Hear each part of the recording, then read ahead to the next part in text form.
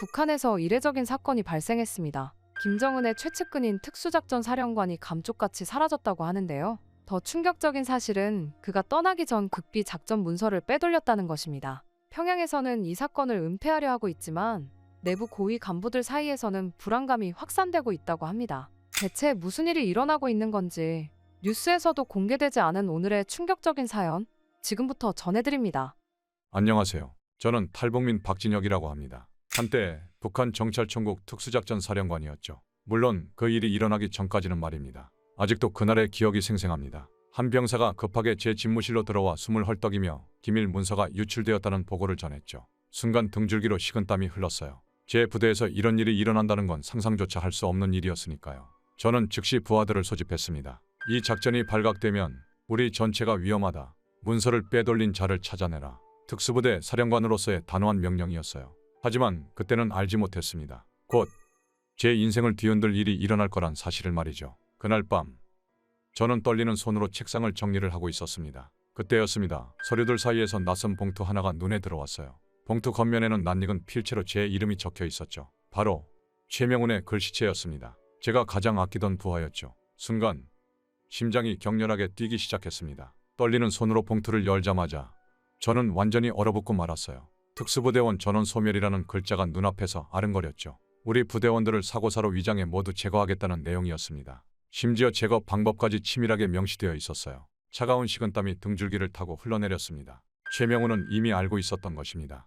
이 작전의 실체를, 우리를 기다리고 있는 끔찍한 운명을 미리 알아챈 것이었죠. 그래서 이 문서를 제게 전달하고 사라진 것이었습니다. 그 순간이었습니다. 갑자기 복도에서 요란한 발소리가 들려왔어요. 여러 명이 뛰어오는 소리였죠. 이어서 들려온 고함 소리가 제 심장을 멈추게 했습니다. 최명훈이 잡혔습니다. 당장 사령부로 압송하겠습니다. 순간 온몸이 석고처럼 굳었습니다. 급하게 문서를 서랍에 숨기고 자리에서 일어났지만 이미 늦었어요. 최명훈은 사령부 건물 앞 광장으로 끌려왔죠. 그의 얼굴에는 이미 고문의 흔적이 역력했습니다. 저는 사령관으로서 즉결 처형 현장에 참석해야 했습니다. 살을 내는 듯한 차가운 겨울바람이 얼굴을 때렸죠. 광장에는 이미 수많은 군인들이 도열해 있었습니다. 공기마저 얼어붙은 듯했습니다. 최명훈은 끝까지 당당했습니다. 고문의 흔적이 역력한 몸임에도 무릎 꿇은 채로 허리를 곧게 펴고 있었어요. 처형 직전 잠시 저와 눈이 마주쳤죠. 그의 눈빛에는 공포가 아닌 깊은 결의가 서려 있었습니다. 총성이 광장을 꿰뚫었습니다. 최명훈의 몸이 앞으로 쓰러졌습니다.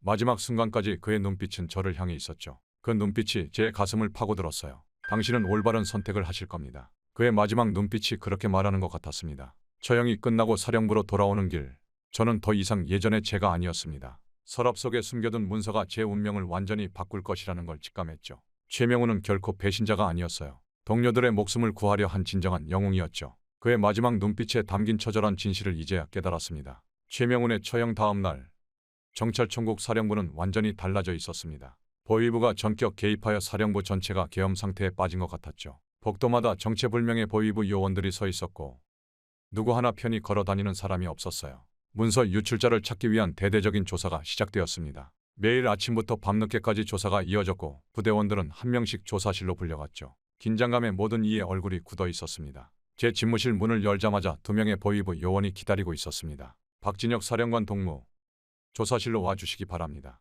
차갑게 울리는 목소리의 순간 등줄기가 서늘해졌죠. 서랍 속에 숨겨둔 기밀 문서가 떠올랐습니다. 조사실은 지하에 있었습니다. 차가운 콘크리트 벽에서는 물기가 스며나왔고 희미한 백열등 불빛이 불안하게 깜빡였죠. 철제 의자에 앉자 쇠소리가 요란하게 울렸어요. 책상 건너편에는 검은 제복을 입은 보위부 신문관이 앉아 있었습니다. 사령관 동무, 최명훈과 가까웠지 않습니까? 신문은 곧바로 시작되었습니다. 그가 왜 기밀을 빼돌렸는지 혹시 알고 있었습니까? 날카로운 시선이 제 얼굴을 파고들었죠. 이미 보위부는 저를 용의자로 지목한 것이 분명했어요. 신문은 잔인했습니다. 같은 질문이 수십 번 반복되었고 답변의 작은 차이에도 집요하게 파고들었죠. 최근 최명훈과 나눈 대화는 무엇이었습니까? 작전 계획에 대해 특별한 의견을 제시한 적은 없었습니까? 마치 함정을 파놓고 저를 밀어 넣으려는 듯했습니다. 조사실에서 나온 후에도 공포는 계속되었습니다. 제 일거수일투족이 감시 대상이 되었죠. 보이지 않는 눈이 항상 저를 지켜보고 있었어요. 전화는 도청되었고 부하들과의 대화는 즉시 보고되었죠.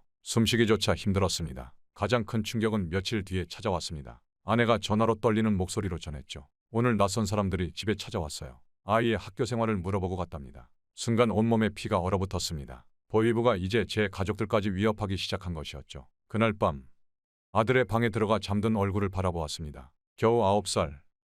아직 세상 물정도 모르는 나이였죠. 불현듯 최명훈의 마지막 눈빛이 떠올랐습니다. 그가 전하려 했던 진실. 이 잔혹한 체제의 본질을 이제야 완전히 깨달았습니다. 평생을 바쳐 충성했던 체제는 결국 우리를 모두 배신할 것이었습니다. 최명훈처럼, 수많은 동료들처럼 언젠가는 저와 제 가족도 숙청의 대상이 될 것이었죠. 충성스러운 자들도 언젠간 버려지는구나.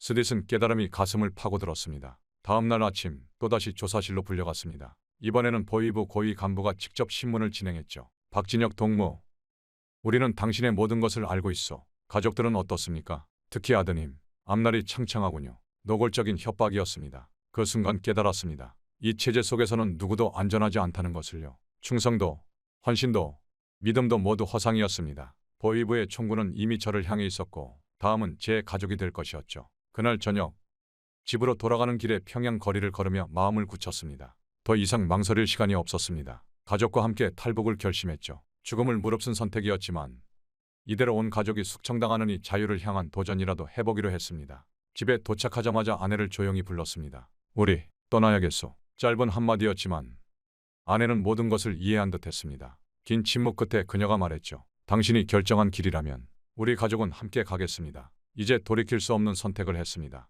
아내와 나눈 짧은 대화 후 그날 밤은 한숨도 잘 수 없었습니다. 24시간 감시 속에서 9살 아들과 아내를 데리고 탈출해야 했죠. 매 순간 보위부의 눈초리가 우리를 쫓고 있었습니다. 단 한 번의 실수도 용납되지 않는 도전이었습니다. 치밀한 계획이 필요했습니다. 정찰청구 간부라는 제 신분이 유일한 무기였죠. 무엇보다 중요한 것은 평소와 다름없는 일상이었습니다. 매일 아침 똑같은 시간에 출근하고 부하들과 회의하고 보위부의 신문에도 평소와 다름없이 응했습니다. 24시간 감시를 피하기 위해서는 완벽한 연기가 필요했죠. 작전 개시 하루 전이었습니다. 아침 일찍 사령부에 출근해서 신의주 지역 시찰 명령서를 작성했습니다. 북중 접경지역 군사시설 점검이라는 명목이었죠. 정찰총국 간부의 직인을 꾹 누르자 빨간 도장이 선명하게 찍혔습니다. 이제 돌이킬 수 없었습니다. 내일 신의주 군부대 시찰 나가겠습니다. 보위부 감시관에게 보고했습니다. 그는 의심스러운 눈빛으로 저를 바라보았지만 공식 명령서 앞에서는 어쩔 수 없었죠. 가족들도 데려가겠습니다. 며칠 일정이라 아이 교육도 겸해서 무심한 듯 덧붙였습니다. 보위부는 제 가족도 24시간 감시하고 있었기에 함께 가는 것이 오히려 자연스러웠습니다. 그날 저녁 아내에게 짐을 최소한으로 챙기라고 말했습니다. 평소처럼 행동하세요. 내일 아침 일찍 출발합니다. 아들에게는 즐거운 여행이라고 말했죠. 하지만 제 가슴 속에서는 폭풍이 몰아치고 있었습니다. 한 번의 실수가 온 가족의 죽음으로 이어질 수 있었습니다. 다음 날 새벽 군용 차량이 집 앞에 도착했습니다. 운전병은 제가 직접 선택한 믿을 만한 사람이었죠. 보위부 감시원이 지켜보는 가운데 짐을 실었습니다. 아내는 평소와 다름없이 담담한 표정을 지었고 아들은 여행이 신난다며 들떠 있었습니다. 모든 것이 자연스러워 보여야 했습니다. 차가 평양을 벗어나는 순간 제 심장은 터질 것처럼 뛰기 시작했습니다. 백미러로 검은색 승용차 한 대가 우리를 따라오는 것이 보였죠. 보위부입니다. 운전병이 낮은 목소리로 말했습니다. 예상했던 일이었지만 식은땀이 흘렀습니다. 신의주로 가는 길은 긴장의 연속이었습니다. 군부대 검문소마다 서류를 검사했고 보위부 차량은 계속 그림자처럼 따라왔죠. 아들이 졸리다고 할 때마다 아내는 그를 꼭 끌어안았습니다. 그녀의 떨리는 손을 저는 놓치지 않았습니다. 우리 모두 극도의 긴장 속에 있었습니다. 신의주에 도착한 것은 저녁 무렵이었습니다. 미리 준비한 군부대 숙소에 짐을 풀었죠. 보위부 요원들도 근처 숙소에 묵는 것이 보였습니다. 이제 시작입니다. 아내에게 작은 소리로 속삭였습니다. 진짜 탈출은 지금부터였습니다. 자정이 되기를 기다렸습니다. 달빛마저 숨어버린 캄캄한 밤이었죠. 숙소를 빠져나와 미리 준비해둔 다른 차량으로 갈아탔습니다. 압록강 국경초소까지는 불과 10분 거리였습니다. 그런데 그때 예상치 못한 상황이 벌어졌습니다. 갑자기 뒤에서 경적 소리가 울렸습니다. 보위부가 우리의 도주를 알아챈 것입니다. 잡아라. 고함 소리와 함께 총성이 울렸죠. 아들이 놀라서 울음을 터뜨렸습니다. 엎드려요. 아내가 아들을 감싸 안았습니다. 순식간에 아수라장이 되었습니다. 차는 미친 듯이 속도를 냈습니다.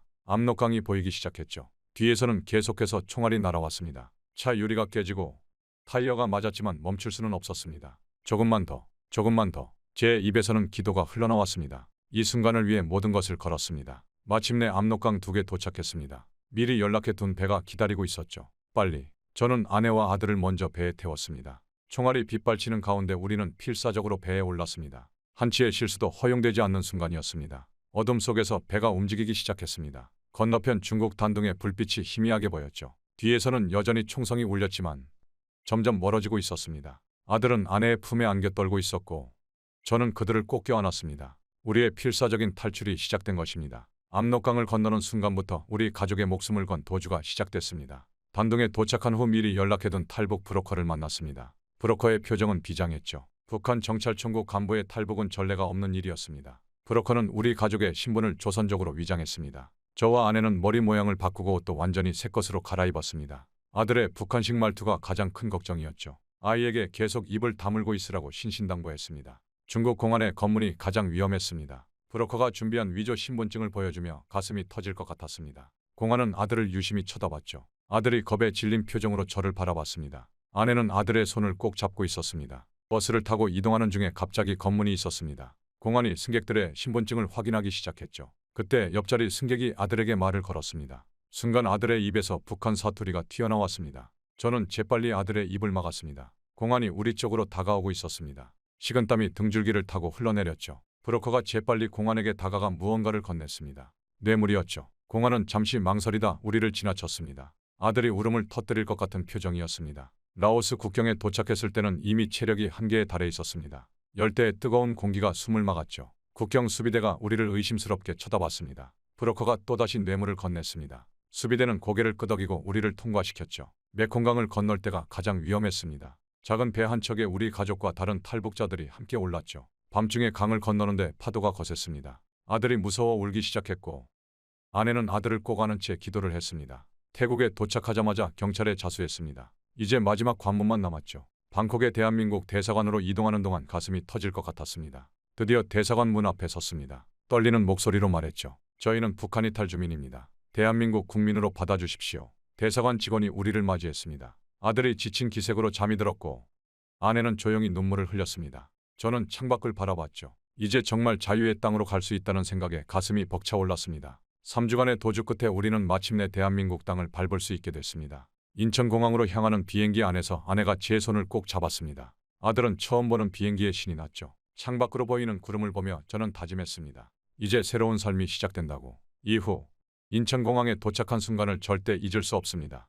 활주로에 비행기가 착륙하는 순간 제 심장은 터질 듯이 뛰었습니다. 이제 정말 자유의 땅을 밟는다는 생각에 눈시울이 붉어졌죠. 활주로에 멈춰선 비행기 창문 너머로 태극기가 보였습니다. 비행기에서 내리자마자 국정원 요원들이 우리를 맞이했습니다. 아내는 긴장한 듯 아들의 손을 꼭 잡았습니다. 저는 북한에서의 경험 때문에 온몸이 굳어졌죠. 조사라는 말은 북한에서 늘 고문과 동의어였으니까요. 하지만 국정원 요원들의 표정은 의외로 부드러웠습니다. 검은색 승용차로 이동하는 동안 요원들은 계속 우리를 안심시켰습니다. 아들에게는 초콜릿을 건네주기까지 했죠. 북한에서는 상상도 할 수 없는 광경이었습니다. 차창 밖으로 보이는 서울의 풍경에 아내는 연신 놀란 표정을 지었습니다. 국정원 보호시설에 도착했습니다. 조사실은 제가 상상했던 것과 완전히 달랐습니다. 밝은 조명, 깨끗한 책상, 그리고 따뜻한 차까지 준비되어 있었죠. 북한 보위부의 어둡고 차가운 신문실과는 너무나 달랐습니다. 첫 질문은 왜 탈북을 결심하셨습니까? 였습니다. 저는 떨리는 목소리로 최명훈의 이야기를 꺼냈습니다. 특수부대원들을 모두 제거하려 했던 북한 당국의 계획, 그리고 그것을 알려주기 위해 목숨을 바친 최명훈의 용기를 말했죠.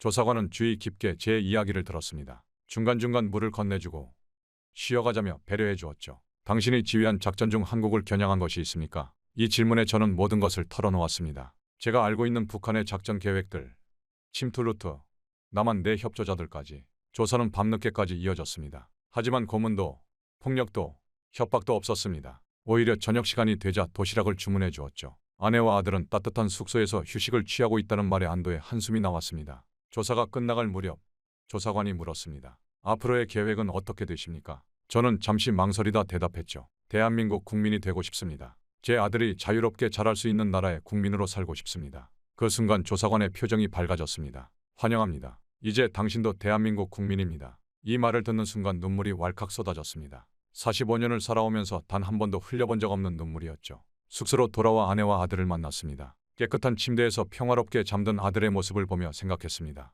이제야 정말 사람답게 살 수 있겠구나. 창밖으로 보이는 서울의 밤거리는 그 어느 때보다 밝게 빛나고 있었습니다. 국정원 조사를 마치고 우리 가족은 하나원으로 이송됐습니다. 처음 하나원에 도착했을 때는 또 다른 감시 시설이 아닐까 걱정했습니다. 하지만 그건 제 기우였죠. 하나원은 북한 이탈 주민들의 새로운 삶을 준비하는 따뜻한 배움터였습니다. 첫날 아침 식당에 들어섰을 때 충격을 잊을 수 없습니다. 흰쌀밥에 고기 반찬, 신선한 과일까지. 북한에서는 군 고위 간부였던 제가 봐도 믿기지 않는 식단이었죠. 아들이 눈을 동그랗게 뜨고 물었습니다. 아버지, 이거 정말 다 먹어도 되나요? 아내는 그런 아들을 보며 눈물을 훔쳤습니다. 하나원에서의 교육은 충격의 연속이었습니다. 북한에서 배운 역사가 모두 거짓이었다는 사실을 알게 됐죠. 6.25 전쟁의 진실, 대한민국의 눈부신 발전상, 세계 속의 한국, 모든 것이 새로웠습니다. 특히 민주주의라는 개념은 가장 이해하기 어려웠죠. 국민이 지도자를 선출한다는 게 아직도 신기합니다. 교육 중에 가장 인상 깊었던 건 법치주의였습니다. 북한에서는 당의 명령이 곧법이었습니다. 하지만 여기서는 달랐죠. 대통령도 법 앞에서는 평등하다는 말에 깊은 충격을 받았습니다. 직업 선택의 자유도 마찬가지였죠. 자신의 꿈을 마음껏 펼칠 수 있다는 사실이 새삼 놀라웠습니다. 하나원의 운동장에서 아들이 마음껏 뛰어노는 모습을 보며 가슴이 뭉클했습니다. 북한에서는 항상 누군가의 감시 속에 살았죠. 하지만 여기서는 아이들이 자유롭게 웃고 떠들 수 있었습니다. 아들의 해맑은 웃음소리를 들으며 생각했습니다. 탈북하기를 정말 잘했다고. 가장 큰 문화 충격은 외출 교육 때였습니다. 처음 간 카페에서 옆 테이블의 손님들이 정부를 비판하는 걸 들었죠. 순간 온몸이 굳었습니다. 북한이었다면 그 자리에서 체포됐을 테니까요. 하지만 여기서는 그저 일상적인 대화일 뿐이었습니다. 지하철을 타면서도 놀랐습니다. 승객들이 스마트폰으로 자유롭게 외국 뉴스를 보고 있었죠. 북한에서는 상상도 할 수 없는 광경이었습니다. 백화점의 풍성한 상품들, 거리의 화려한 네온사인, 한밤중에도 북적이는 식당들, 모든 것이 신기했습니다. 하나원의 교육은 제게 새로운 세상을 열어주었습니다. 자유민주주의가 무엇인지, 인권이 얼마나 소중한지 배웠죠. 아내는 요리학원에 다니며 나만의 음식을 배웠고, 아들은 처음으로 컴퓨터를 만지며 즐거워했습니다. 우리 가족 모두가 조금씩 변화하고 있었습니다. 3개월의 교육 기간 동안 저는 매일 밤 일기를 썼습니다. 새롭게 배운 것들, 느낀 점들을 기록했죠. 일기장이 2권째 채워질 무렵 문득 깨달았습니다. 이곳이야말로 진정한 자유의 나라구나. 북한에서 평생 들어온 선전이 모두 거짓이었다는 걸 이제는 온전히 이해하게 됐습니다. 하나원을 수료하고 서울의 한 아파트에서 새 삶을 시작했습니다. 정부에서 지원받은 임대 아파트였지만 북한의 고위 간부 관사보다 훨씬 좋았죠. 아들은 새 방이 생겼다며 좋아했고 아내는 새하얀 주방에서 행복한 미소를 지었습니다. 첫 직장은 북한 이탈 주민 지원재단이었습니다. 북한의 실상을 알리고 탈북민들의 정착을 돕는 일이었죠. 특수작전 사령관에서 평범한 회사원이 되는 건 쉽지 않았습니다. 하지만 자유롭게 선택한 첫 직업이라는 사실이 저를 설레게 했습니다. 인터넷을 처음 접했을 때 충격은 이루 말할 수 없었습니다. 세상의 모든 정보가 손안에 있다는 게 믿기지 않았죠. 유튜브로 세계 뉴스를 보고 포털 사이트에서 궁금한 것을 검색하고 자유롭게 의견을 나눌 수 있다는 사실이 놀라웠습니다.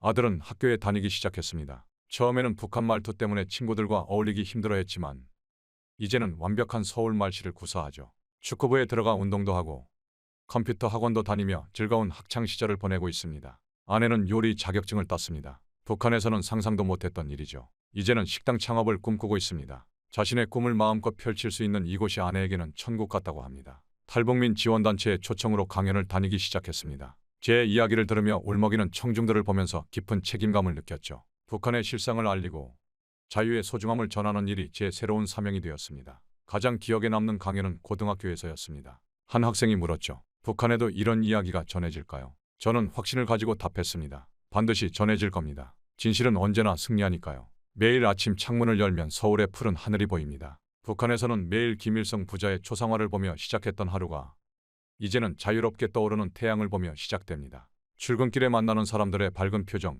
거리의 활기찬 모습이 아직도 신기합니다. 가끔 북한에 두고 온 동료들이 생각납니다. 특히 최명훈의 마지막 모습은 잊을 수가 없죠. 하지만 이제는 압박감 없이 그들을 추모할 수 있습니다. 자유를 찾아 목숨을 걸었던 그들의 희생을 기억하며 더욱 값진 삶을 살아가려 합니다. 밤하늘의 별을 보며 생각합니다. 이제야 정말 사람답게 살기 시작했다고. 자유를 얻는 순간 진정한 삶이 시작된다는 걸 깨달았습니다. 대한민국이라는 나라가 제게 준 이 소중한 자유와 행복을 절대 잊지 않을 것입니다. 이제 저는 당당히 말할 수 있습니다. 저는 대한민국 국민입니다. 이 한마디에 담긴 무게를 누구보다 잘 알기에 이 나라의 자유와 민주주의를 지키는 일에 제 남은 생을 바치고 싶습니다. 여러분, 우리가 누리는 이 자유가 얼마나 소중한지 잊지 마세요. 북한의 고위 간부들 사이에서 이상한 소문이 돌고 있다고 합니다. 곧 북한이 망할 거라는 이야기인데요. 사실 김주애의 급부상과 함께 이미 군인들 사이에서 김정은은 신뢰를 잃은 지 오래라고 합니다. 더 충격적인 것은 북한에서 쿠데타 모의까지 일어나고 있는 상황이라는 것인데요. 오늘의 사연자분 또한 북한에서 이 끔찍한 권력 싸움들을 목격하고 살기 위해 탈북을 했다고 합니다. 대체 북한에서 무슨 일이 일어나고 있는 건지 오늘의 충격적인 사연 바로 시작합니다. 안녕하세요. 저는 한철민이라고 합니다. 한때 참모부 중장으로 일을 했었죠. 물론 그 일이 일어나기 전까지는 말입니다. 그날도 저는 평소처럼 참모부 건물로 향했습니다. 중장 계급장이 달린 제복을 단정히 매만지며 걸었지만 제 마음은 요동치고 있었죠. 동민이가 어제 저녁 늦게 전화를 했거든요.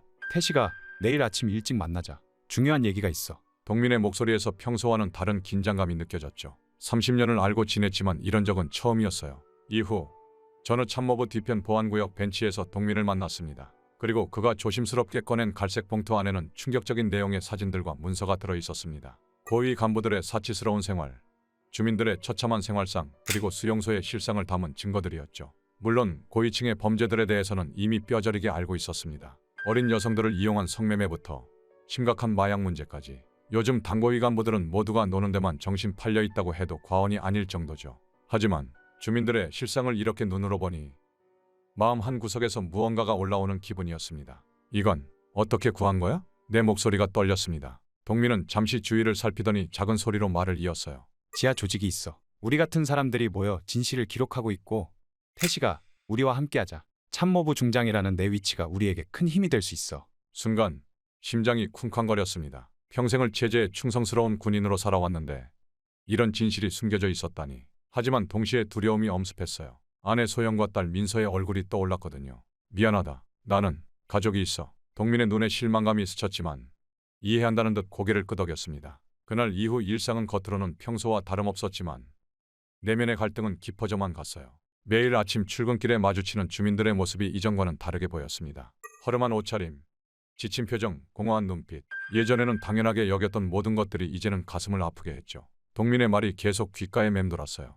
진실을 외면하는 것도 죄야. 하지만 저는 선뜻 용기를 낼 수 없었습니다. 체제의 의문을 제기하는 순간 우리 가족 모두가 위험에 처할 거란 걸 알았기 때문이죠. 매일 밤 잠자리에 들 때마다 양심과 현실 사이에서 고뇌했습니다. 그렇게 몇 주가 지나는 동안 동민의 모습은 점점 초조해져 갔어요. 복도에서 마주칠 때마다 무언가 말하려는 듯 했지만 주위의 시선 때문에 참는 게 보였습니다. 저도 동민에게 다가가고 싶었지만 누군가 우리를 주시하고 있을지 모른다는 두려움에 발걸음을 돌렸죠. 그러다 결국 사건이 일어나고 말았습니다. 그날 밤 저는 창밖을 바라보고 있었습니다. 그때 갑자기 전화벨이 울렸어요. 수화기 너머로 들려온 목소리는 떨리고 있었어요. 태식 동무, 동민이가 체포됐소. 순간 온몸이 얼어붙었습니다. 통화는 짧게 끝났지만 그 한마디가 제 세상을 무너뜨리기에 충분했죠. 사실 이런 일이 올 것만 같았어요. 최근 몇 주 동안 동민의 행동이 더욱 대담해져 갔거든요. 퇴근 후에도 늦게까지 사무실에 남아 문서를 검토했고 지방 출장도 잦아졌습니다. 한 번은 우연히 그의 사무실 앞을 지나다가 들은 대화.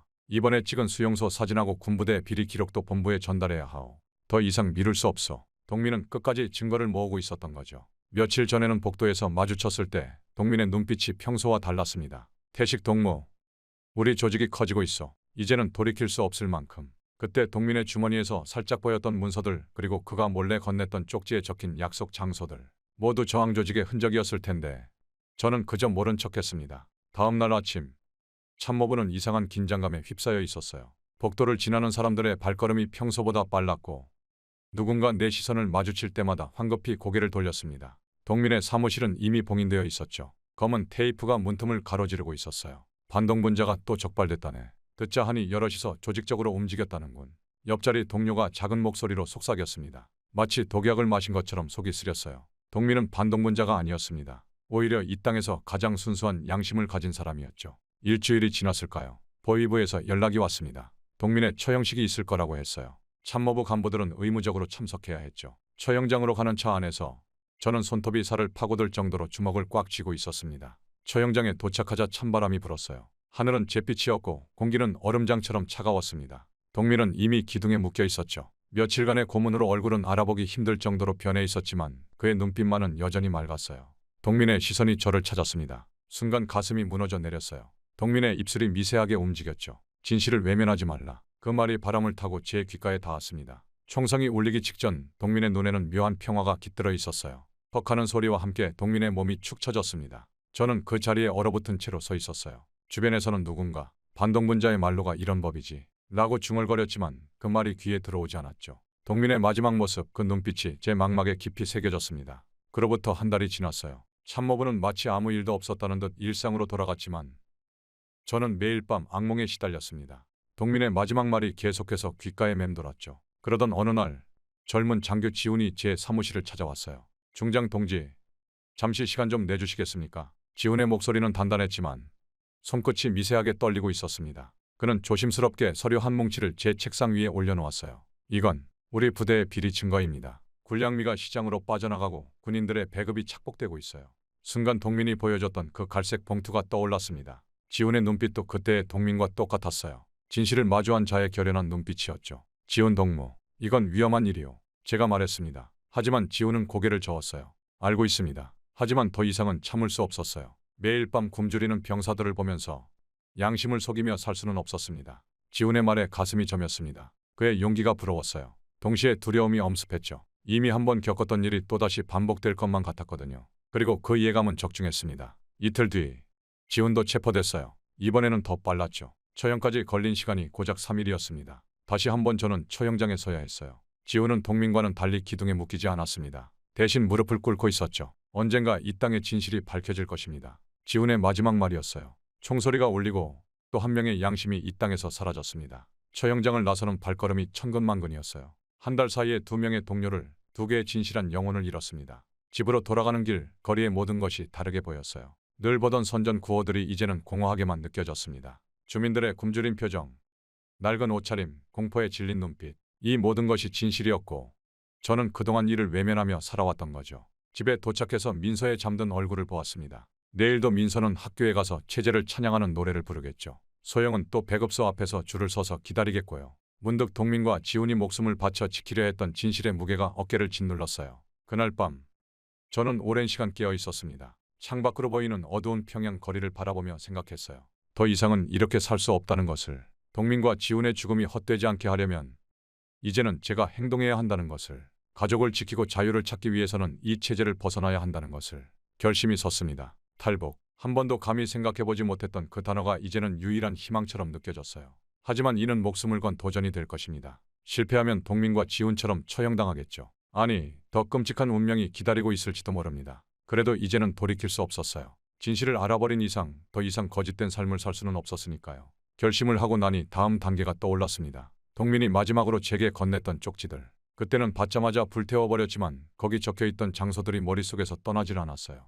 이제는 더 이상 외면하지 않겠다고 다짐했습니다. 동민이 하던 일을 이어받아 이 체제의 부조리를 고발하는데 제 목숨을 바치리라 결심했죠. 평양 외곽의 한 찻집을 찾아갔어요. 동민이 3번이나 언급했던 곳이었습니다. 중장의 제복을 입고 가기에는 위험했기에 색바랜 평범한 옷을 골라 입었어요. 찻집은 생각보다 더 허름했습니다. 안으로 들어서자 낡은 의자 몇 개와 반쯤 깨진 탁자들이 눈에 들어왔죠. 무슨 차 드시겠습니까? 주인으로 보이는 노인이 물었어요. 잠시 망설이다 입을 열었습니다.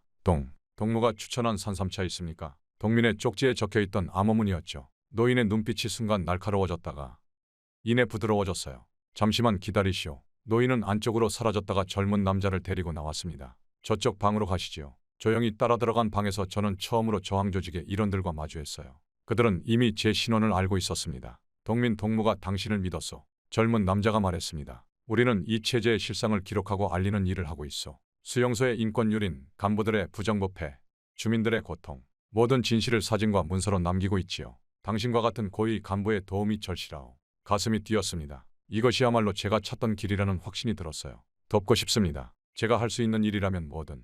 그러나 그들의 표정이 갑자기 굳어졌죠. 누군가 급하게 방으로 들어왔어요. 큰일 났소. 박 동무가 체포됐소. 그런데 그가 보위부 요원이었다는 게 밝혀졌소. 순간 방 안에 공기가 얼어붙었습니다. 박이라는 사람은 조직의 핵심 간부였다고 해요. 그가 스파이였다니. 지금 우리 조직원들이 줄줄이 체포되고 있어. 박이 모든 걸 불었을까요? 젊은 남자의 목소리가 떨렸습니다. 당신도 위험하오. 여기 왔다는 사실만으로도 그의 말에 등줄기가 서늘해졌어요. 하지만 조직의 지도부는 냉정함을 잃지 않았습니다. 이럴 때를 대비해 준비해둔 계획이 있어. 당신을 위한 탈출 경로요. 그들은 신속하게 계획을 설명했어요. 당신의 계급을 이용하면 선양까지는 갈 수 있을 거요. 군사 임무로 위장하면 되니까. 가족 문제를 꺼내자 그들은 이미 답을 준비하고 있었습니다. 선양에 우리와 연결된 병원이 있어. 부인과 따님은 그곳으로 병문안을 가는 것으로 하면 돼요. 우리가 필요한 서류는 모두 준비해 놓았어. 며칠 뒤 참모부에서 불길한 소식이 들려왔습니다. 보위부가 대대적인 조사에 들어갔다는 거예요. 동민이 가담했던 조직이 생각보다 크다면서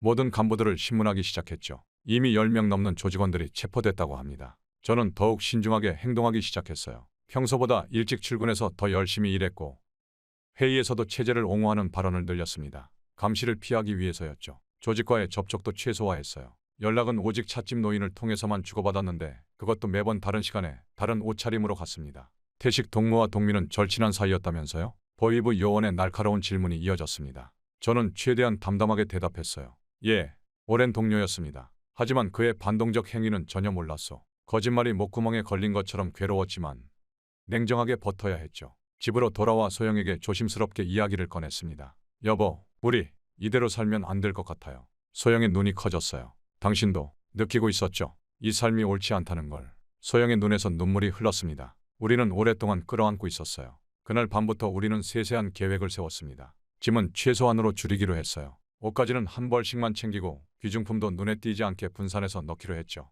소영은 이웃들의 눈을 속이기 위해 일부러 김장 준비를 시작했어요. 마치 평소처럼 살아갈 것처럼 보이기 위해서였습니다. 민서에게는 아직 말하지 않기로 했습니다. 14살 소녀가 그 무거운 비밀을 감당하기는 너무 힘들 테니까요. 대신 소영과 저는 밤마다 작은 목소리로 계획을 점검했어요. 국경을 넘은 뒤의 이동 경로, 비상시 대처 방법, 심지어는 체포됐을 때의 대비책까지 모든 가능성을 고려했습니다. 군사 임무 관련 서류는 조직에서 완벽하게 준비해줬어요. 제 서명만 남은 상태였죠. 손이 떨렸지만 최대한 평소와 같은 필체로 서명했습니다. 소영의 병원 속에서도 받았어요. 모든 서류가 진짜처럼 보였습니다. 이 정도면 국경 검문도 통과할 수 있을 거라고 생각했죠. 마지막 날들이 빠르게 지나갔습니다. 평소와 다름없이 출근하고 회의에 참석하고 보고서를 검토했어요. 하지만 모든 순간이 마지막처럼 느껴졌죠. 때로는 복도에서 마주치는 동료들의 눈빛이 의심스러워 보여서 가슴이 철렁 내려앉기도 했습니다. 민서에게는 출발 전날 밤에야 이야기했어요. 아빠가 중요한 임무를 받았어. 엄마, 너랑 같이 잠시 선양에 다녀와야 해. 민서는 순순히 고개를 끄덕였습니다. 얼마나 걸릴까요? 민서의 질문에 가슴이 아팠어요. 우리가 돌아올 수 없다는 걸 아직 모르니까요. 마지막 밤, 우리 가족은 평양의 마지막 저녁을 함께했습니다. 늘 먹던 음식, 늘 보던 풍경이었지만 모든 것이 특별하게 느껴졌어요. 이제 몇 시간 뒤면 모든 것이 바뀔 거라는 생각에 가슴이 뛰었습니다. 잠들기 전 창밖을 바라보며 생각했어요. 이곳에서의 마지막 밤이라는 게 실감이 나지 않았습니다. 지금까지 살아온 모든 것을 뒤로하고 떠난다는 게. 하지만 동민의 마지막 말이 다시 한번 귓가에 울렸어요. 진실을 외면하지 말라. 이제 저는 더 이상 외면하지 않을 겁니다. 설령 그 대가가 목숨이 될지라도. 알람을 새벽 4시로 맞췄습니다. 이른 아침 비행기를 타야 했거든요. 잠이 오지 않았지만 억지로 눈을 감았어요. 내일이면 우리는 이 거짓된 낙원을 벗어나 진정한 자유를 향해 첫 발을 내딛게 될 테니까요. 새벽 4시 알람이 울리기도 전에 눈을 떴습니다. 사실 제대로 잠든 적이 없었던 것 같아요. 소영도 민서도 이미 깨어 있었습니다. 아무도 말은 하지 않았지만 우리 모두 이 순간을 기다리고 있었던 거죠. 평양 순안국제공항으로 향하는 차 안에서 마음이 무거웠어요. 창밖으로 스쳐 지나가는 평양의 풍경이 낯설게 느껴졌습니다. 저기 멀리 주최 사상탑이 보이네요. 어쩌면 이게 마지막일지도 모르겠다는 생각에 가슴이 먹먹해졌어요. 공항 검색대를 통과하는 순간이 가장 긴장됐습니다. 하지만 중장의 계급장은 여전히 위력이 있었어요. 경비대원들은 공손하게 인사를 건넸고 우리 가족의 수화물은 거의 검사도 하지 않았죠. 소영의 손이 떨리는 게 느껴졌지만 다행히 아무도 눈치채지 못한 것 같았어요.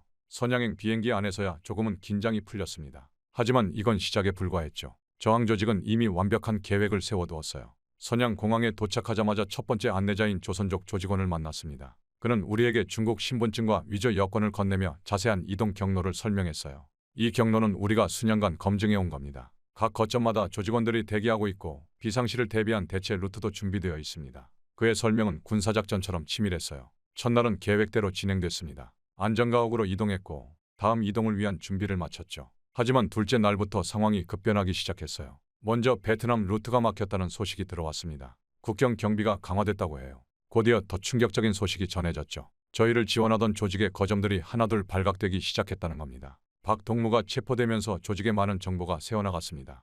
안내자의 목소리가 떨렸어요. 지금 중국 전역에서 조직원들이 체포되고 있어요. 광저우 거점이 무너졌고 쿤밍 거점도 위험한 상황입니다. 지원망이 순식간에 붕괴되는 걸 지켜봐야 했죠. 이제 우리는 거의 고립된 상태였습니다. 계획된 안전가옥들을 이용할 수 없었고 현지 안내자의 도움도 기대할 수 없었어요. 순간 군 생활 시절이 떠올랐습니다. 적진 깊숙이 침투했다가 고립된 상황. 이런 상황에 대비한 훈련을 수없이 받았었죠. 소영아, 민서야, 이제부터는 내가 시키는 대로만 해. 지도를 펼쳐놓고 새로운 계획을 세웠습니다. 군에서 배운 지형 판단법으로 은신처를 찾고 보급 물자를 조달할 수 있는 마을들을 표시했어요. 이동은 반드시 야간에만 하고 낮에는 숨어 있기로 했죠. 남쪽으로 향하는 도중 첫 번째 위기가 닥쳤습니다. 산길을 따라 이동하던 중 순찰대에 개 짖는 소리가 들렸어요. 즉시 주변을 살폈죠. 군에서 배운 대로 바람의 방향을 확인하고 개들의 후각을 속이기 위해 계곡물을 따라 이동했습니다. 근처에서 발견한 동굴은 천운이었어요. 동굴 안에서 꼬박 하루를 보냈습니다. 군에서 훈련받은 대로 동굴 입구를 위장했어요. 민서가 기침할 것 같다고 했을 때는 재빨리 물을 마시게 했죠. 작은 소리 하나가 목숨을 앗아갈 수 있는 상황이었으니까요. 이어진 폭우는 또 다른 시련이었습니다. 지도상의 길이 완전히 사라졌어요. 하지만 군에서 배운 지형 독도법이 빛을 발했습니다. 계곡의 흐름과 바위의 방향으로 대략적인 위치를 파악할 수 있었죠. 민서가 다리를 다쳤을 때는 군에서 배운 응급처치 지식을 활용했어요. 라오스 국경으로 가는 길에서 만난 벌목꾼들. 그들의 눈빛에서 위험을 직감했습니다. 협상이 필요한 순간이었죠. 군에서 배운 심리전 기술을 활용했어요. 그들에게 돈만 건넨 게 아니라 우리를 신고하면 그들도 곤란해질 거라는 점을 확실히 인식시켰습니다. 국경지대의 늪지에서는 군 시절 배운 수영 기술이 큰 도움이 됐어요. 물살이 세지 않은 지점을 찾아 소영과 민서를 한 명씩 안전하게 건넜습니다. 체력이 고갈되는 순간에도 극한 상황 훈련에서 배운 호흡법으로 버텼죠. 라오스에 도착했을 때는 모두가 지칠 대로 지쳐 있었지만 안도하기엔 이르다는 걸 알고 있었어요. 다행히 고려인 교회의 도움으로 새로운 이동수단과 위조 서류를 구할 수 있었습니다. 여기서도 군 시절 배운 위장술이 도움이 됐어요. 평범한 관광객으로 위장하는 법을 가족들에게 가르쳤죠. 태국 국경이 가까워질수록 긴장감은 더욱 고조됐습니다. 마지막 관문이었죠. 국경 검문소를 앞두고 가족들을 모아놓고 말했어요. 우리가 여기까지 온 건 기적이야. 이제 마지막이야. 절대 자신감을 잃지 마. 군에서 배운 것 중 가장 중요한 건 바로 이거였습니다. 두려움을 이기는 법. 그리고 마침내 태국 땅을 밟는 순간이 왔어요. 국경을 넘자마자 우리는 서로를 껴안고 울었습니다. 지난 보름간의 긴 여정이 주마등처럼 스쳐 지나갔어요. 민서는 처음으로 활짝 웃었고 소영은 계속해서 눈물을 흘렸습니다. 저도 더는 강한 척할 필요가 없었어요. 태국 이민국에 자수하러 가는 길에 소영이 내 손을 꼭 잡았어요. 여보, 우리가 해냈어요. 그녀의 말에 목이 메었습니다. 그래요. 우리는 해냈어요. 죽음의 문턱을 넘어 이제 진정한 자유를 향해 한 걸음 더 나아갔습니다. 이민국 건물 앞에 서서 뒤를 돌아봤어요. 저 먼 북쪽 어딘가에 우리가 떠나온 평양이 있겠죠. 언젠가 그곳에도 자유의 바람이 불기를. 그런 생각을 하며 이민국 건물 안으로 들어섰습니다. 이제 새로운 삶이 시작되는 거예요. 태국 이민국에서의 조사가 끝나고 드디어 한국행 비행기에 오르게 되었습니다. 방콕에서 인천까지 비행기 창밖으로 구름을 바라보며 생각에 잠겼어요. 이제 정말 자유의 땅으로 가는 거구나. 실감이 나지 않았습니다. 인천공항에 도착하자마자 느낀 건 다르다였어요. 순환공항과는 완전히 달랐죠. 높은 천장, 반짝이는 유리벽, 환한 조명. 마치 영화에서나 보던 광경 같았습니다. 하지만 그보다 더 놀라운 건 사람들이었어요. 공항 직원들의 밝은 미소가 가장 먼저 눈에 들어왔습니다. 어서 오세요. 환영합니다. 그들의 인사에는 진심이 담겨 있었어요. 북한에서는 상상도 할 수 없었던 모습이었죠. 승객들도 자유롭게 웃고 떠들며 돌아다녔어요. 검문이나 감시의 그림자는 찾아볼 수 없었습니다. 소영이 제 팔을 꽉 잡았어요. 여보, 저기 봐요. 면세점 진열장 안에 화려한 상품들을 가리켰죠. 민서의 눈도 휘둥그레졌어요. 아빠, 저 과자들 진짜예요. 마치 동화 속 세상에 들어온 것 같았나 봅니다. 곧 국정원 직원들이 우리를 맞이했어요. 그들의 태도는 제가 상상했던 것과는 완전히 달랐습니다. 위압적이거나 차갑지 않았어요. 오히려 따뜻하고 친절했죠. 식사하셨나요? 먼저 뭐라도 드시고 시작하시죠. 이런 배려는 처음이었습니다. 조사실에 들어가면서 긴장했지만 조사관의 첫마디에 그 긴장이 풀렸어요. 많이 힘드셨죠? 이제는 안전하십니다. 그 말에 갑자기 눈물이 났습니다. 지금까지 꾹 참아왔던 감정이 한꺼번에 터져 나왔나 봐요. 소영도 민서도 함께 울었죠. 조사는 정말 신사적으로 진행됐어요. 강압적인 신문이 아니라 마치 대화를 나누듯 자연스러웠습니다. 말씀하기 어려운 부분은 건너뛰셔도 됩니다. 이런 배려에 오히려 더 마음이 열렸죠. 탈북 과정에서 겪은 일들, 북한에서의 생활, 모든 것을 있는 그대로 이야기했어요. 일주일간의 조사를 마치고 하나원으로 이동했습니다. 처음 본 하나원은 마치 깨끗한 호텔 같았어요. 밝은 복도, 깔끔한 방, 청결한 화장실. 북한의 그 어떤 시설과도 비교할 수 없었죠. 이게 진짜 우리가 지내는 곳이에요. 민서가 물었을 때 저도 같은 생각이었습니다. 하나원에서의 생활은 매일이 새로웠어요. 아침에는 태극기 앞에서 국기에 대한 경례를 하는데 처음에는 어색했지만 곧 자연스러워졌습니다. 수업도 흥미로웠어요. 한국 사회의 이해, 민주주의, 자본주의, 모든 게 신선했죠. 특히 놀라웠던 건 교육 방식이었습니다. 질문을 자유롭게 할 수 있고 토론도 가능했어요. 북한에서는 상상도 할 수 없는 일이었죠. 선생님들도 우리의 의견을 존중해 주었고 틀린 대답을 해도 꾸짖지 않았습니다. 민서는 하나원에서 제일 열심히 공부했어요. 수학, 영어, 과학, 모든 과목에 흥미를 보였죠.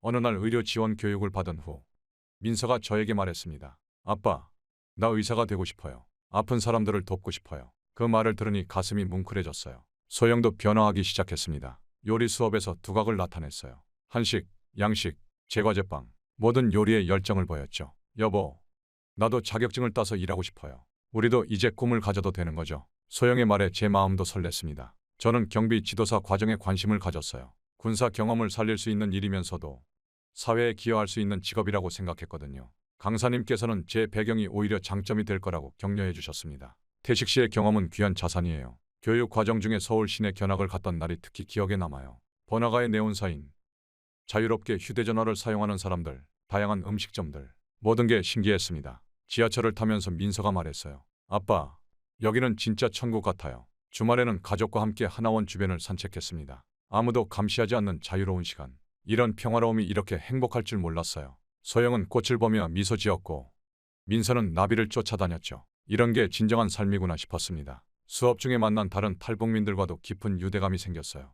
비슷한 아픔을 겪은 사람들이라 그런지 말하지 않아도 서로를 이해할 수 있었죠. 함께 밥을 먹으며 나누는 이야기는 위로가 되었습니다. 우리가 여기까지 온 게 기적이에요. 누군가의 이 말에 모두가 고개를 끄덕였어요. 하나원에서의 시간이 지날수록 우리 가족은 조금씩 변화했습니다. 굳어있던 표정이 풀어지고 웃음소리가 많아졌어요. 북한에서는 항상 조심스럽게 살아야 했지만 여기서는 마음껏 웃고 떠들 수 있었거든요. 퇴소를 앞둔 어느 날 복도에서 거울을 보다가 깜짝 놀랐어요. 제 표정이 완전히 달라져 있었거든요. 더 이상 경계심 가득한 눈빛이 아니었습니다. 대신 희망과 자신감이 담긴 눈빛이었죠. 소영과 민서의 얼굴에도 같은 변화가 보였어요. 교육이 끝나갈 무렵 담당 선생님께서 물으셨습니다. 앞으로의 계획은 세우셨나요? 저는 자신 있게 답했어요. 네, 이제는 꿈이 생겼습니다. 우리 가족 모두의 꿈이요. 그 말을 하는데 가슴이 벅차올랐습니다. 이제 우리는 진정한 자유 속에서 그 꿈을 향해 한 걸음씩 나아갈 수 있으니까요. 그리고 마침내 하나원을 나서는 날 가슴이 벅차올랐습니다. 정부에서 지원해준 임대아파트로 향하는 길. 차창 밖으로 보이는 서울의 풍경이 꿈만 같았어요. 높이 솟은 빌딩들, 화려한 간판들, 분주하게 오가는 사람들. 이제 이곳이 우리의 새로운 터전이 되는 거예요. 아파트에 도착하자마자 민서가 베란다로 달려나갔습니다. 아빠, 엄마, 여기선 남산타워가 보여요. 14살 소녀의 눈에 비친 서울은 동화 속 성처럼 빛나고 있었죠. 소영도 창가에 서서 한참을 밖을 내다봤어요. 여보, 우리가 정말 여기서 살게 되는 거예요. 짐이라고 해봤자 하나원에서 받은 생필품이 전부였지만 그래도 우리 가족의 첫 보금자리를 꾸미는 일은 즐거웠어요. 방 배치를 의논하고 커튼을 달고 냉장고에 음식을 채우는 일상적인 순간들이 우리에게는 특별하게 다가왔습니다. 첫날 밤, 우리 가족은 베란다에 나란히 앉아 서울의 야경을 바라봤어요. 늦은 시간인데도 거리는 밝고 활기찼습니다. 가게들은 여전히 문을 열어두었고 사람들은 자유롭게 거리를 거닐고 있었죠. 북한에서는 상상도 할 수 없었던 광경이었어요. 여보, 저기 봐요. 소영이 가리킨 곳에서는 젊은이들이 웃으며 이야기를 나누고 있었어요. 누구의 감시도 통제도 없이 그저 자유롭게 일상을 즐기는 모습이 참 부러웠습니다. 우리도 이제 저렇게 살 수 있는 거죠? 다음 날부터 본격적인 정착이 시작됐어요. 주민센터에 가서 각종 서류를 작성하고 동사무소에서 주민등록증도 발급받았습니다. 모든 공무원들이 친절하게 설명해 주었어요. 북한에서는 관리들 앞에서 늘 긴장해야 했는데 이곳에서는 달랐죠. 그들은 우리를 돕기 위해 있는 사람들이었으니까요. 민서는 새 학교에 첫 등교를 했어요. 처음에는 말투 때문에 긴장했지만 선생님들과 친구들이 따뜻하게 맞아주었죠. 아빠, 우리 학교에는 발표도 자유롭게 할 수 있어요. 그리고 틀려도 혼나지 않아요. 민서의 눈이 반짝였습니다. 소영은 요리학원에 등록했어요. 자격증 공부를 시작하면서 활기가 넘쳤죠. 여보, 나도 이제 꿈을 이룰 수 있을 것 같아요. 언젠가 우리만의 작은 식당을 열 수 있겠죠? 소영의 이런 모습을 보는 것만으로도 가슴이 따뜻해졌습니다. 저는 경비 지도사 공부를 시작하면서 동시에 북한인권시민연합이라는 단체와 연락을 하기 시작했어요. 처음에는 단순한 관심이었는데 그들의 활동을 알게 될수록 제가 해야 할 일이 무엇인지 깨달았습니다. 태식 씨의 증언이 매우 중요합니다. 단체 대표님의 말씀이었어요. 당신의 경험이 북한의 실상을 알리는 데 큰 도움이 될 거예요. 처음에는 망설였지만 곧 결심을 굳혔습니다. 제가 겪은 것을 증언하는 것, 그것이 북한에 남아있는 사람들을 돕는 길이라고 생각했거든요. 대학생들 앞에서 첫 강연을 했던 날이 특히 기억에 남아요. 떨리는 목소리로 시작했지만 청중들의 진지한 눈빛을 보며 용기를 얻었죠. 동민과 지훈의 이야기를 하면서 목이 메었지만 끝까지 말했습니다. 그들의 희생을 기억하는 것, 그것이 제가 할 수 있는 최소한의 예의라고 생각했으니까요. 매주 목요일 저녁이면 탈북자 모임에도 나갔어요. 서로의 정착 이야기를 나누고 고향 소식을 공유하는 시간이었죠. 때로는 눈물을 흘리고 때로는 웃음을 터뜨리며 그곳에서 우리는 서로를 위로하고 격려했습니다. 어느 날 저녁 뉴스에서 북한 소식을 보다가 민서가 물었어요. 아빠, 우리 고향에 있는 친구들은 언제쯤 자유를 누릴 수 있을까요? 순간 가슴이 아팠습니다. 하지만 희망을 잃지 않으려 노력했어요. 언젠가는 반드시 우리가 그들을 도울 거야. 주말이면 가족과 함께 서울 곳곳을 둘러보는 것이 일상이 됐어요. 광화문, 덕수궁, 남산, 매번 새로운 곳을 발견할 때마다 감동이 밀려왔습니다. 특히 밤에 보는 서울은 마법과도 같았어요. 불빛으로 가득한 거리, 자유롭게 웃고 떠드는 사람들, 평화로운 일상의 풍경들. 한 달에 한 번씩 북한 인권 개선을 위한 캠페인에 참여했어요. 처음에는 수줍었지만 점점 자신감이 생겼죠. 제 이야기를 듣고 관심을 보이는 시민들을 만날 때면 이런 활동이 작지만 의미 있는 변화를 만들어낼 수 있다는 희망이 생겼습니다. 어느 맑은 가을 저녁 베란다에서 혼자 서울의 야경을 바라보고 있었어요. 반짝이는 불빛들이 마치 별처럼 빛나고 있었죠. 문득 평양에 두고 온 친구들, 동료들이 떠올랐습니다. 지금도 그곳에서 진실을 위해 싸우고 있을 동지들. 하늘을 올려다보며 작은 소리로 속삭였어요. 우리가 찾은 이 자유가 언젠가 북녘에도 닿기를. 그때 등 뒤에서 발자국 소리가 들렸습니다. 소영과 민서였어요. 그들도 제 마음을 알았던 걸까요? 아무 말 없이 제 양옆에 서서 함께 하늘을 바라봤습니다. 이제 우리 가족은 새로운 희망으로 가득 차 있어요. 민서는 의대를 목표로 열심히 공부하고 소영은 요리 자격증 시험을 준비하고 있죠. 저는 경비 지도사 시험과 함께 북한 인권 활동에 더욱 적극적으로 참여하고 있습니다. 때로는 정착하는 과정이 쉽지 않을 때도 있어요. 새로운 문화에 적응하는 것, 사투리를 고치는 것, 복잡한 시스템을 이해하는 것. 하지만 우리에겐 희망이 있습니다. 그리고 그 희망은 우리를 더 강하게 만들어주고 있어요. 매일 밤 잠들기 전 감사하는 마음으로 하루를 마무리합니다. 우리가 누리는 이 자유와 평화가 얼마나 소중한지, 그리고 이 자유를 찾기 위해 희생한 이들의 뜻을 잊지 않으려고 해요. 언젠가 우리의 간절한 바람이 이루어져서 북녘의 모든 사람들도 이 자유를 만끽할 수 있기를. 그날까지 우리는 희망을 잃지 않을 겁니다. 저의 이야기는 이렇게 끝이 나지만 저희 새로운 이야기는 이제 시작입니다. 지금까지 저희 이야기를 들어주셔서 감사합니다. 구독자님들의 가정에도 항상 평화가 있기를 진심으로 기도하겠습니다. 구독과 좋아요는 큰 힘이 됩니다.